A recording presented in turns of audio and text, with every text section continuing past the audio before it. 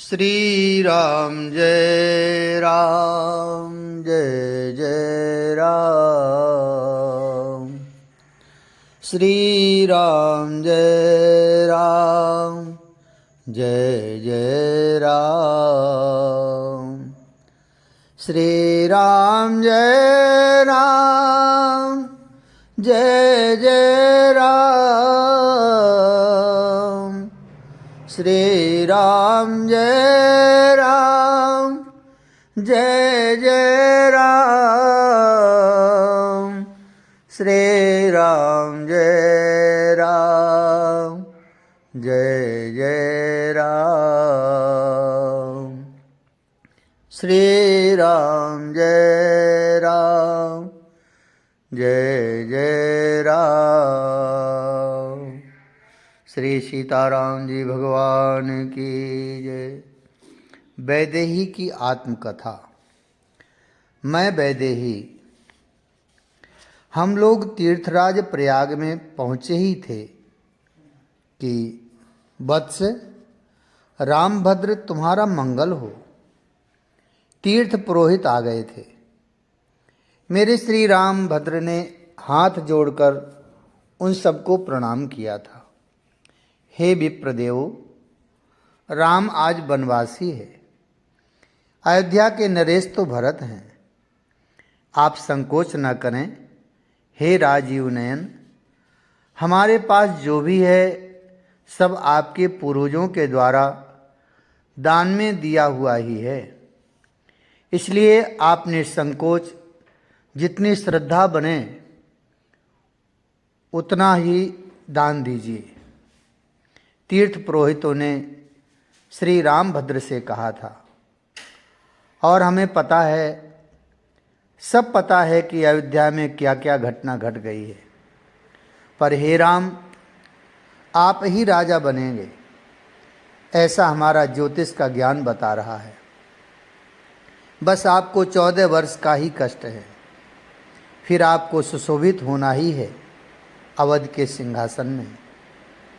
पर हे विप्रो, हमारे पास आप लोगों को दान देने के लिए कुछ नहीं है। हम वनवासी भेष में आए हैं, इसलिए संकोच नहीं राघवेंद्र, आपके पूर्वजों के द्वारा ही बहुत कुछ दिया गया है। हम तो बस उस संपत्ति के न्यासी हैं। हमें सब ज्ञात है कि आपके पास इस समय कुछ नहीं है। पर हे राघव, हम तीर्थ पुरोहित तो दीर्घकालीन प्रतीक्षा के अभ्यासी होते हैं। 14 वर्ष क्या, हम तो 14 जन्मों तक भी प्रतीक्षा करते हैं। हम ना रहें तो क्या हुआ, हमारे प्रपौत्र या उनके भी पौत्र दान को स्वीकार करके आपके कुल में मंगल हो, यही आशीर्वाद देंगे ही। हम तो तीर्थ पुरोहित हैं। हे रामभद्र, हमारा यजमान भले ही शत्रु से हारा हो, भागा हो, पाप कर्म से पतन की स्थिति भी जिसकी आ गई हो, पर हम ऐसे यजमान को भी त्यागते नहीं हैं। उनके मंगल की कामना सदैव हमारे मन में रहती ही है और हमारी मंगल कामना से ही उस यजमान का उत्थान होता है। हाँ, जब तक उत्थान ना हो हम भी प्रतीक्षा करते हैं उस अभ्युदय की, कि हमारे यजमान का अभ्युदय हो और यहाँ आकर वे दान पुण्य करें। हमारी यही कर्म है। पुरोहितों ने विनम्रता से श्री रामभद्र को सारी बातें बता दी थी। बहुत अच्छा कर्म है हे तीर्थ पुरोहित विप्रो, जो सदैव दूसरों के मंगल की सोचता है। ऐसे पुनीत स्थान में बैठकर उसके जैसा मंगल कर्म और किसका होगा। पर आज ये राम वनवासी है, इसके पास कुछ नहीं है। आप बार बार ऐसा ना कहें। आपके रघुकुल से हमें बहुत कुछ मिलता रहा है और आगे भी मिलता ही रहेगा। आप संकल्प करें और स्नान करें, यह त्रिवेणी संगम है। श्री राम ने अपने धनुष बाण एक तरफ रख दिए थे। विप्रों ने हाथ में जल दिया श्री राम के, अक्षत और कुछ पुष्प भी। संकल्प शुरू हुआ। कई तीर्थ पुरोहित आ गए थे और सब सस्वर संकल्प बोल रहे थे। ओम विष्णु विष्णु विष्णु श्रीमद्भगवतो महापुरुषस्य विष्णु राज्ञा प्रवर्तमानस्य ब्रह्मणे द्वितीय प्रार्धे श्री श्वेतवाराह कल्पे भारतवर्षे भरतखंडे। बस इतना ही बोले थे तीर्थ पुरोहित कि मेरे श्री राम के नेत्रों से अश्रुधारा निकलने लगी। मैं समझ नहीं पा रही थी कि संकल्प बोलने से श्री राम क्यों रो रहे हैं। पर कुछ देर में जब श्री राम के मुख से मैंने ये सुना, भरत, भैया भरत, तब मैं समझी कि संकल्प में आए भारतवर्षे और भरतखंडे, इस वाक्य ने मेरे श्री राम को भैया भरत की याद दिला दी थी। संकल्प पूरा नहीं हो पाया था। मेरे श्री राम हिलकियों से रो पड़े थे। हे तीर्थ पुरोहितों, आप सब प्रार्थना करो कि मेरा भाई भरत ही राजा बने। वो नहीं स्वीकार करेगा अयोध्या का राज्य, वो नहीं मानेगा। ऐसी दशा हो गई थी मेरे श्री राम की। भरत को याद करके स्नान करके भी श्री राम भरत भरत ही कहते रहे थे। इस स्थिति से बाहर आने में कुछ समय लगा था उन्हें। आप ऋषि भरद्वाज के आश्रम में तो जाएंगे ना श्री राम? तीर्थ पुरोहितों ने पूछा था श्री राम से। हाँ अवश्य, मुझे दर्शन करने हैं ऋषि के। आनंदित हो उठे थे संत दर्शन के नाम से ही। बट वृक्ष का दर्शन किया हम सब ने। मैंने प्रदक्षिणा भी की। देवगुरु बृहस्पति के पुत्र हैं ये ऋषि भरद्वाज। इनका बड़ा सुंदर आश्रम है। वैदिक ज्ञान के पिपासु और आध्यात्म के पिपासुओं के लिए यह आश्रम दिव्य था। फूल, तुलसी, पीपल, बिल्व, वट, पाकर, आम इत्यादि के अनेक वृक्ष लगे थे। हरियाली घनी थी। एक और गौशाला थी। उनमें जो गौ थीं वो सुंदर थीं, स्वस्थ थीं। दूसरी ओर यज्ञ वेदिका थी। उसमें ब्रह्मचारी बालक वैदिक ऋचाओं से आहुति दे रहे थे। उस यज्ञ वेदिका से उड़ने वाला धुआं वातावरण को सुगंधित बना रहा था। एक ओर मैंने देखा जटाधारी शांत मना स्थित के साधक युवा अत्यंत तेजवान ये सब ध्यान करके बैठे हुए थे। और इन्हीं के मध्य में महर्षि भरद्वाज, दिव्य तेज युक्त महर्षि। एक ऋषि युवक ने जाकर धीरे से सूचना दी थी। महर्षि ने जैसे ही सुना वो उठे। कहाँ हैं मेरे राम? यही वाक्य उनके मुख से निकल रहा था। वो बेचैन हो उठे थे। वो चारों ओर देख रहे थे। जैसे ही श्री राम उन्हें दिखाई दिए वो दौड़ पड़े। इधर श्री राम दौड़े, मैं और लक्ष्मण पीछे थे। धनुष को एक ओर रख दिया और श्री राम साष्टांग धरती में लेट गए। हे दासरथी राम, ये महर्षि आपको प्रणाम करता है। मैंने भी घुटनों के बल बैठकर महर्षि को प्रणाम किया था, पर महर्षि ये देखा नहीं गया। महर्षि से उनके नेत्रों से अश्रु बह रहे थे। उन्होंने तो मेरे श्री राम को जबरदस्ती अपने चरणों से उठाकर हृदय से लगा लिया था। उस समय महर्षि का रोम रोम पुलकित हो उठा था। अर्घ तो नेत्रों से के जल से ही चढ़ाया था महर्षि ने श्री राम को। नहीं नहीं, इस उच्च आसन में मैं कैसे बैठ सकता हूँ महर्षि? जब भरद्वाज ऋषि ने मेरे श्री राम को उच्च आसन में बिठाना चाहा, तब बड़े संकोच से मेरे प्रभु ने कहा था, आप हमारे अतिथि भी तो हैं राघव। अतिथि का सत्कार तो ऋषियों और ब्राह्मणों को भी करना ही चाहिए। आप संकोच न करें। मेरे सुख के लिए इस आसन को आप स्वीकार करें हे राघव। आहा, कितने प्रेम पूर्ण थे ये महर्षि, मुझे देखकर भावुक हो उठे थे। मैथिली भी आ गई वन में, ऐसा कहते हुए मुझे भी प्रणाम निवेदित किया और प्रभु के वाम भाग में मुझे बैठने का आग्रह किया था। आहा, मेरे ये नेत्र आज सफल हो गए। लंबी सांस लेते हुए महर्षि ने कहा था, हे राम, आपके दर्शन से ही तो इन नेत्रों की सफलता है, पर मुझे शिकायत है, मैं रुष्ट हूँ।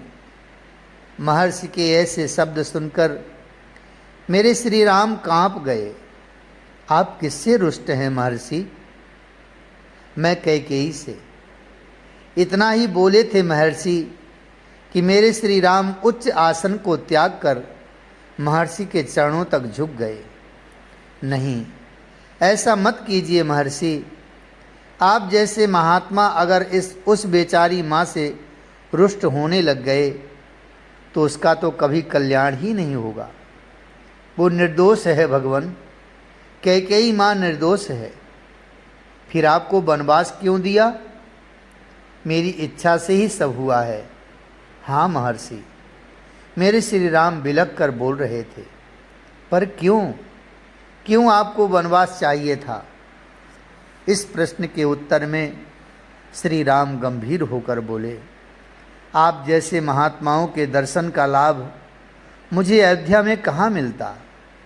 मुझे आप जैसे अकिंचन साधुओं के दर्शन करने थे महर्षि।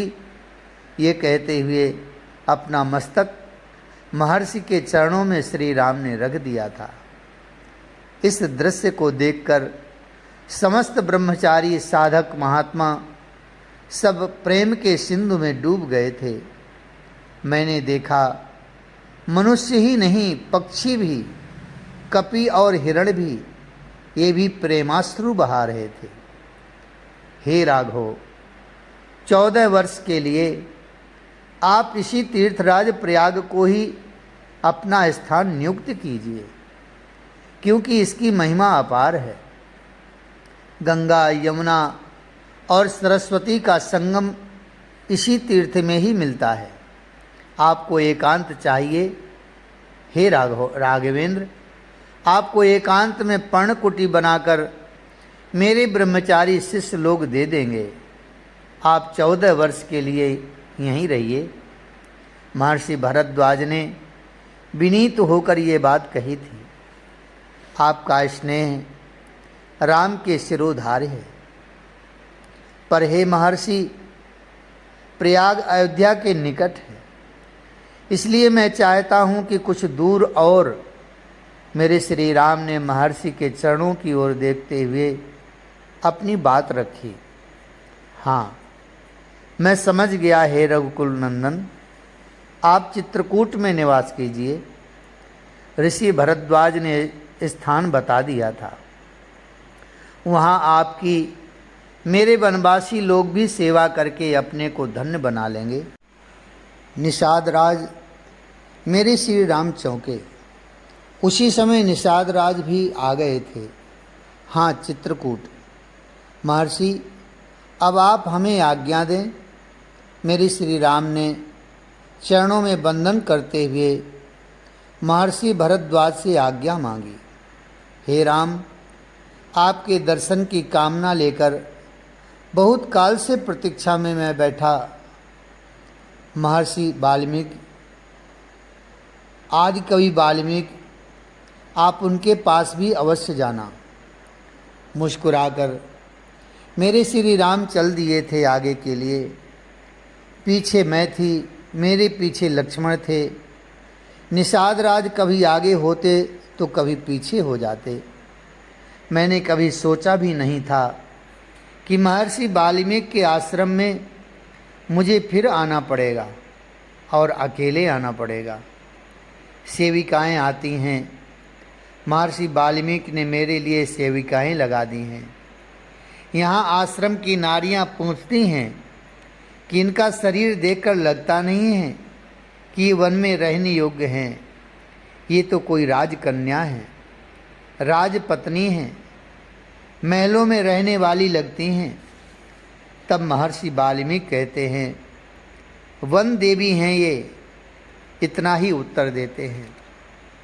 8वां महीना चल रहा है वन देवी, आपके गर्भस्थ शिशु का 8वां महीना चल रहा है। नाड़ी देख रही हैं मेरी वो सेविकाएं, युगल शिशु हैं आपके गर्भ में देवी। क्या 2 बालक हैं मेरे गर्भ में? आप इस समाचार से प्रसन्न हो, आप प्रसन्न रहो, ये आपके स्वास्थ्य के लिए भी ठीक रहेगा। हाँ, गर्भ में 2 बालक हैं आपके। ये कहते हुए चली गई थी वो सेविकाएं। प्रसन्न, हंसी आती है, रोना आता है। 2 बालक, और वो भी चक्रवर्ती नरेश राघवेंद्र के पुत्र, पर फिर दुख के अपार सागर में डूब जाती हैं सीता जी। 2 दिन बाद फिर लिखना शुरू किया था माँ वैदेही ने। प्रयाग को पार करते ही वन का क्षेत्र और सघन हो गया था। वन में हिंसक पशुओं के रहने की सूचना हमें निषाद राज दे ही रहे थे, पर हे नाथ, हमारे रहते आप लोगों को डरने की कोई ज़रूरत नहीं है। मैंने अपने कोल किरात भीलों को सूचना पहुंचा दी है कि मेरे स्वामी अब चित्रकूट में ही निवास करेंगे। हे नाथ, इस सूचना से पूरा वन प्रदेश बहुत आनंदित है। निषाद राज गदगद हैं और कुछ न कुछ बोलते हुए चल रहे हैं। दूर में एक कुटिया दिखाई दी थी। कुटिया यही तो थी, यही तो था वो आश्रम जहाँ मेरे श्री राम के चरण पड़े थे। आदि कवि वाल्मीकि महर्षि प्रचेतस के पुत्र प्राचेतस वाल्मीकि अपनी कुटिया के आगे खड़े होकर प्रतीक्षा ही कर रहे थे। हे राम, हे राघव, हे रघुनंदन, सुध बुध भूल गए थे महर्षि और दौड़ पड़े। श्री राम ने अपने पिता के नाम के सहित अपना नाम और गोत्र उच्चारण करते हुए महर्षि वाल्मीकि के चरणों में प्रणाम किया था। उठाया श्री राम को महर्षि ने और भरे नयन दर्शन करने लगे। श्याम वर्ण, जटाएं, लंबी भुजाएं, सुगठित दिव्य देह, कंधे में धनुष और बाण, नंगे चरण। फिर ऊपर की ओर देखा, मुस्कुराता मुख चंद्र। नेत्रों से जल बहने लगे थे महर्षि के। मैं धन्य हो गया राम, इन नेत्रों की सफलता इसी में तो है कि तुम्हारी इस माधुरी मूरत को निहारूं। इस त्वचा की धन्यता इसी में तो है कि तुम्हारी इन दिव्य देह का स्पर्श करूं। आहा, मैं धन्य हो गया राम। महर्षि गदगद भाव से बोले जा रहे थे। पिता की आज्ञा पालन करने के लिए मैं वन में आया हूँ महर्षि। मेरे श्री राम ने विनम्रता पूर्वक कहा, मुझे ऐसे स्थान की खोज है जहाँ मैं दीर्घ काल के लिए रह सकूं। हे महर्षि, क्या आप मुझे वो स्थान बताएंगे? बिलख उठे थे महर्षि। राम, इस वाल्मीकि को वंचित मत करो। नहीं महर्षि, आपके मनोविचार में समझता हूँ, पर मेरे यहाँ रहने से कोई साधक तपस्वी उद्विग्न ना हो, क्योंकि हम तो क्षत्रिय हैं ना, रजोगुणी हैं, चंचलता हम में भरी हुई है। इसलिए कोई एकांत स्थान आपके संज्ञान में हो तो। मेरे श्री राम ने सब कुछ कह दिया था महर्षि को। अपने आंसू पोंछते हुए महर्षि वाल्मीकि बोले थे, हे राम, जिस साधक या तपस्वी को तुम्हारे कारण उद्विग्नता हो वो साधक नहीं है, वो तो शमशान का प्रेत है। अरे मेरे प्यारे राम, जन्म जन्म के योग तप मंत्र जाप का यही फल तो है कि तुम्हारी ये सांवरी सलोनी छवि मन में बस जाए। हाँ हाँ हाँ, हंसे थे महर्षि वाल्मीकि। तुमने मुझसे पूछा राम कि मैं कहाँ रहूं? अरे तुम मुझे पहले ये बताओ कि तुम कहाँ नहीं हो। ठीक है, मैं बताता हूँ कि तुम कहाँ रहो, पर संकोच हो रहा है बताने में भी, क्योंकि तुम तो हर जगह हो। हे राम, तुम उनके हृदय में रहो जो तुम्हारा नाम लेता रहता हो। हे राम, तुम उनके हृदय में रहो जिसे सत्य का संग प्रिय लगता हो। हे राम, तुम उनके हृदय में रहो जिसे तुम्हारी चर्चा प्रिय लगे। हे राम, तुम उनके हृदय में रहो जो सब में तुम्हें देखकर आनंदित हो। हे राम, तुम उनके हृदय में रहो जो तुम्हारे लिए बेचैन हो। हे राम, तुम उनके हृदय में रहो जो दूसरों के सुख में सुखी रहे। हे राम, तुम उनके हृदय में रहो जिसके हृदय में कपट नहीं है। हे राम, तुम उनके हृदय में रहो जो गुण तुम्हारे देखे और दोष स्वयं का। हे राम, तुम उनके हृदय में रहो जो पर नारी को माँ समझे। हे राम, तुम उनके हृदय में रहो जिसके जीवन में तुम्हें छोड़कर और कोई रह ही न गया हो, यानी जिसके जीवन का ध्येय मात्र तुम हो। हे राम, उनके हृदय में तुम रहो। हे राम, तुम उनके हृदय में रहो जिसे एकमात्र तुम्हारा ही भरोसा हो। हे राम, जिन्होंने अपना हृदय ही आपका मंदिर बना लिया है, उस हृदय को तो आप भी नहीं त्याग सकते, है ना राम। जिनका मनोराज्य तुम्हारी ही लीलाओं का विलास है। हे राम, वह हृदय ही तो सचमुच तुम्हारा स्थायी निवास है ना। महर्षि गिनाते गए मेरे प्रभु श्री राम को उनके रहने के स्थान पर। श्री राम मुस्कुराए, अपना मस्तक झुकाए रहे। अब मेरी ओर देखने लगे थे महर्षि। उस समय मुझे देखकर वो कुछ सोचने लगे थे। राम को श्री से सुशोभित करने वाली तो ये सीता ही हैं। ये वैदेही राम तुम्हारे जीवन से चली जाए तो क्या रह जाएगा राम के पास। मैं ये सब सुनकर संकोच से धरती में गड़ी जा रही थी।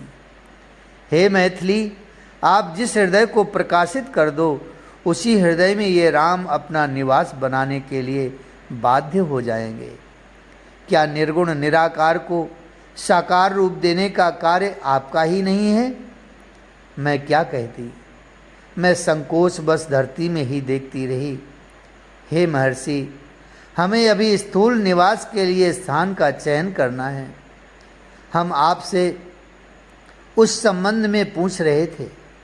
मुस्कुराते हुए श्री राम ने कहा, चित्रकूट।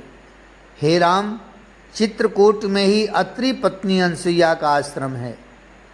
सुरसरी गंगा को वहाँ अपने पातिव्रत्य के प्रताप से अनसुईया ने मंद मंद चलाया है। इसलिए उस सुरसरी गंगा का नाम मंदाकिनी पड़ गया है। हे राम, आप वहीं अपना स्थान बनाइए। ये कहते हुए कंद मूल फल स्वीकार करने की प्रार्थना महर्षि ने की। हम लोग कंद मूल फल स्वीकार कर आगे के लिए बढ़ गए थे। हम लोग जैसे जैसे आगे बढ़ रहे थे, वन और सघन होते जा रहे थे। नागरी सभ्यता छूटती जा रही थी। वन के जंगली लोगों को आप मनुष्य भी सीधे मुंह नहीं कहेंगे, है ना। पर आपको पता है, हम नगर के वासियों से ज़्यादा पवित्र हृदय और छलहीन मन इनके पास ही होता है। हाँ, थोड़ा रंग काला और केश रूखे लाल हैं तो क्या हुआ। वस्त्रों के रूप में वृक्षों की छाल पहनते हैं तो क्या हुआ। पर स्वभाव निर्मल, बच्चों की तरह सहज सरल है। हाँ, उन वनवासी लोगों को हम नागरी लोगों की तरह सभ्यता के शिष्टाचार प्राप्त नहीं हैं तो क्या हुआ। वो लोग अपने भावों को छुपाना नहीं जानते, हम लोग छुपाते हैं, दुराव करते हैं। पर उन लोगों को ना छुपाना आता है, ना दुराव करना, नित्य संघर्ष में जीना, निरंतर वन पशुओं और प्रकृति के साथ रहते हुए इन्हें भी संघर्षरत रहना यहाँ के जीवन ने सिखा दिया था। इन भीलों के रूखे बिखरे केस, काला रंग, पुरुष कटी में किसी रज्जू के सहारे लंगोटी लगाए और स्त्रियां तन में मात्र एक साड़ी, यही तो उनकी सज्जा थी। हाँ, ये लोग श्रृंगार भी करते थे, कौड़ियों के आभूषण और पक्षियों के पंख लगाकर ये लोग भी इतराते थे, पर इनके स्वभाव में किसी भी प्रकार की कृत्रिमता नहीं थी, यानी बनावटीपन। हम लोग चित्रकूट की ओर बढ़ रहे थे। हमें मार्ग में अब यही भील किरात लोग ही मिल रहे थे। किसी वृक्ष की लता पकड़कर कोई भील हमारे सामने एकाएक आ गया था। मैं डर गई थी। वह हंसता था, फिर उसी लता को पकड़कर वापस चला गया और अन्य महिलाओं को लाकर मुझे दिखाने लगा था। स्वयं और उसके पुरुष मित्र श्री राम को निहारते रहे, अपलक नेत्रों से निहारते रहे। आगे आगे तो हमें फल फूल लिए भील और उनकी भीलनियाँ मिलने लगीं। ये देवता हैं, हमारे वन में आए हैं। अब हम लोग धन्य हो गए, धन्य हो गए। भीलों के बुजुर्ग आए थे, उनके साथ सैकड़ों भील थे। वही सबको बता रहे थे, ये देवता हैं, ये देवी हैं, इनकी सेवा करो। हमारे मुखिया निषाद राज ने हमें यही तो समझाया है। ओह, मैं अब समझ गई थी कि निषाद राज जी प्रयाग से ही हमें छोड़कर आगे क्यों आ गए थे। उन्होंने इस जंगल में सबको हमारे आने की सूचना दे दी थी। ये चक्रवर्ती दशरथ के पुत्र हैं राम। बुजुर्ग भील अपने तरुण भीलों को और उनकी पत्नियों को समझा रहे थे, पर ये जंगल में क्यों हैं? ये इनकी पत्नी लगती है, कितनी सुकुमार है। ये क्यों आई हैं इस भयानक जंगल में? ये प्रश्न था। भीलों की जो पत्नियां थीं उनका वनवास दे दिया पिता दशरथ ने। बुजुर्ग भील ने सजल नयन से कहा, हाय, मुझे देखकर रोने लगी थी बेचारी भीलनियाँ। कैसा कठोर हृदय होगा चक्रवर्ती का। इतने कोमल पुत्र और पुत्र वधू को भी भला कोई जंगल में भेजता है। हाय हाय, खुलकर रोने लगी थी सभी भीलनियाँ। उनका रुदन सुनकर भील लोग भी रोने लगे थे। भीलों का रुदन सुनकर हिरण, खरगोश, पक्षी, तोता, मैना, कोयल, कौआ सब दौड़ पड़े थे। ये सब भी आंसू बहाने लगे थे। अरे, इतना ही नहीं, हम लोगों को तो ऐसा लगने लगा था कि वन के वृक्ष भी रो रहे थे। आप लोग शांत हो जाएं, हम आप सबके साथ ही रहने आए हैं। क्या आपके साथ हमें रहने का सौभाग्य मिलेगा? ये मधुर वाणी मेरे श्री राम की थी। मंत्र मुग्ध से सुन रहे थे सब लोग। हम यहीं रहना चाहते हैं, अगर आपकी आज्ञा हो तो। मेरे श्री राम ने सबका आदर करते हुए ये बात कही। आप गलत कह रहे हैं, आप गलत कह रहे हैं। सब लोग अपने अपने भाले उठाकर चिल्लाने लगे थे। मैं चौंक गई थी। मेरे श्री राम भी, लक्ष्मण भी स्तब्ध से थे। क्या गलत कहा हमने? क्या आप नहीं चाहते कि हम यहाँ रहें? नहीं, हे राम, आपका यहाँ रहना हमारे लिए सौभाग्य की बात है, आपके लिए नहीं। आपने अभी कहा हमारा सौभाग्य होगा, ये आप गलत कह रहे हैं। आपका सौभाग्य नहीं, हम सभी भीलों का सौभाग्य होगा। इस वन का सौभाग्य होगा, इस धरती का सौभाग्य होगा। ये कहते हुए भाव में भर गए थे समस्त भील। आप चित्रकूट में ही हैं। हे राम, आपको जो स्थान प्रिय लगे जो स्थान रुचे आप उसे बता दें। हमारे तरुण युवक तैयार हैं, आपके लिए वहीं घड़ी दो घड़ी में ही पर्णकुटी बनाकर तैयार कर देंगे। इतना सुनते ही सैकड़ों युवक भील हाथों में कुल्हाड़ियाँ लेकर आगे आगे चल पड़े थे। उनसे आगे हिरण उछलते हुए जा रहे थे, खरगोश और गिलहरी पेड़ों में चढ़ गए थे और ये भी एक पेड़ से दूसरे पेड़ पर चल चल कर आगे पहुंचने की होड़ लगा रहे थे। हम लोग चलते चलते मंदाकिनी गंगा के किनारे पहुंच गए। सीते, यही है मंदाकिनी गंगा। ऋषि अत्रि की पत्नी माँ अनसुईया के तप के प्रताप से ही सुरसरी मंदाकिनी बनी है। ये कहते हुए श्री राम ने मंदाकिनी गंगा को प्रणाम किया। मैंने भी प्रणाम किया और लक्ष्मण ने भी। मंदाकिनी के तट पर ही खड़े होकर श्री राम ने दृष्टि चारों ओर दौड़ाई। दूर एक टीला सा था। सीते, वो स्थान ऊंचा है और वर्षा का जल भी वहाँ नहीं रुकेगा। लक्ष्मण, तुम भी बताओ वो स्थान। हम दोनों से ही राय लेकर श्री राम उसी टीले पर जाने के लिए चल दिए। आप बताइए, आप इस स्थान के रक्षक हैं, आपका ही स्थान है ये। क्या इस स्थान में हम लोग दीर्घ काल के लिए रह सकते हैं? कितने विनम्र होकर श्री राम ने ये बात पूछी थी भीलों से।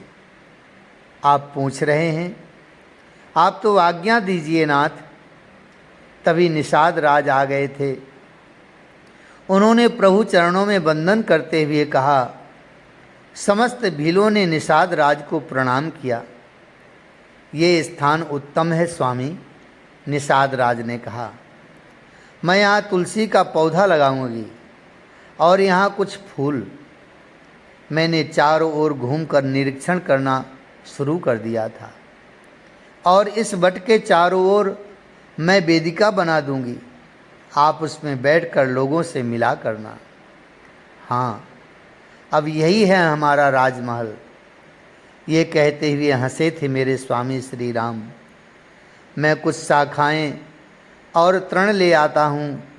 लक्ष्मण जैसे ही कहकर जाने लगे, तभी सैकड़ों भील युवकों ने सूखे कांस, मूंज, बांस, पेड़ की शाखाएं ये सब लाकर रख दी और कुल्हाड़ी लेकर सब लोग कुटिया बनाने के लिए लग गए।